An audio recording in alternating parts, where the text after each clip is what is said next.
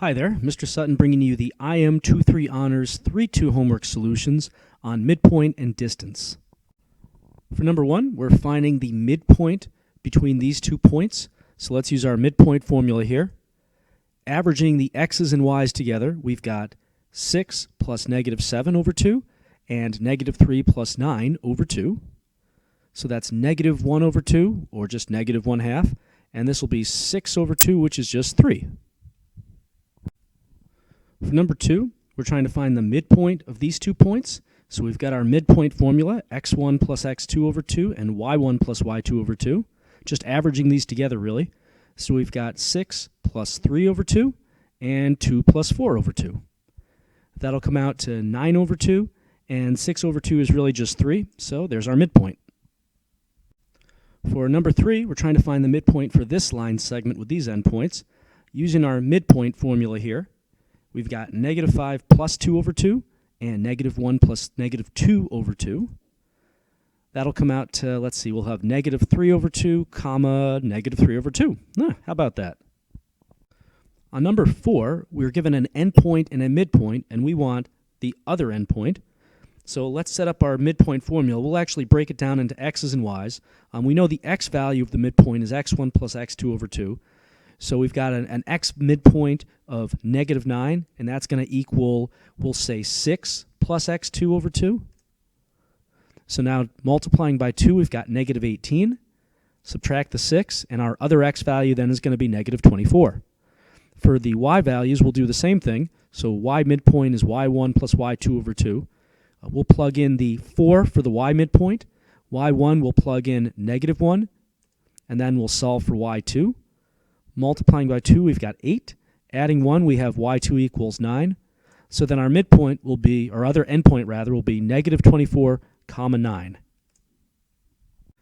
For number 5, they gave us an endpoint and a midpoint, and they want the other endpoint. Well, we know the x midpoint is going to be x1 plus x2 over 2, so we can reverse engineer this here. If we plug in negative 3 for the x midpoint, and then we'll use negative 3 for the x1 here, we can then solve for the x value of the other endpoint. So multiplying by 2, we've got negative 6. Add the negative 3 over here, and we get another negative 3. So that's the x value of the other midpoint. Moving on to the y values now, we'll do the same sort of setup. So for the y midpoint, we'll plug in 10. And then for y1, we'll use 7. Now we can solve for the y value of the other endpoint. Multiply by 2, we've got 20. Subtract 7, that'll give us 13 for that other y value. So then negative 3 comma 13 is our other midpoint. For number 6, we're given an endpoint and a midpoint. We want the other endpoint. So let's set up the x midpoint formula. This is just for the x values here, but we can actually plug in the x value of the midpoint, 6, over here. We can plug in the x value of one of the endpoints, negative 4, over here, and then we'll just solve for x2, which is the other x value for the other midpoint. Now, if we multiply by 2, we've got 12. Add 4, we've got an x value of 16. Let's do the same thing for the y values now. So the y midpoint, the y value of the midpoint is y1 plus y2 over 2. We'll plug in negative 2 for y of the midpoint, and then y1 will use negative 4, the y value of our other endpoint. Multiplying by 2, we've got negative 4. Adding 4, that's going to be 0. So our other endpoint will then be 16, comma 0. For number 7, we want the distance between these 2 points.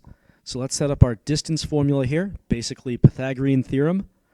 We'll have 8 minus 5 for the x's, negative 6 minus the other negative 6 for the y's.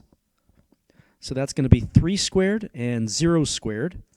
That's essentially the square root of 9, which is going to come out to 3. For number 8, we want the distance between these points. So here's our distance formula. For the x's, we've got negative 6 minus negative 6, or negative 2, so plus 2. For the y's, we've got negative 6 plus 6, or minus negative 6. This will be negative 4 squared plus 0 squared. We're going to be squaring that to get 16. 0 is not going to do anything in there, so we've just got the square root of 16, which comes out to positive 4. For number 9, we want the distance between these 2 points. Here's our distance formula. For the x's, we've got -3 minus -1 or plus 1. For the y's, we have -6 minus 0. So this is -2 squared and -6 squared. This will be 4 plus 36, which comes out to 40. And they wanted simplest radical form. We can split this up into 4 times 10, and that'll be 2 if you square root that 4. So 2 radical 10 then, final answer. For number 10, we want the distance between these 2 points. Let's unveil our distance formula here. We've got -2 minus -5 or plus 5 for the x values. For the y values, we have 3 minus 5. So that's 3 squared plus -2 squared. 9 plus 4 gives us 13. And the square root of 13 can't be simplified anymore, so this one's done.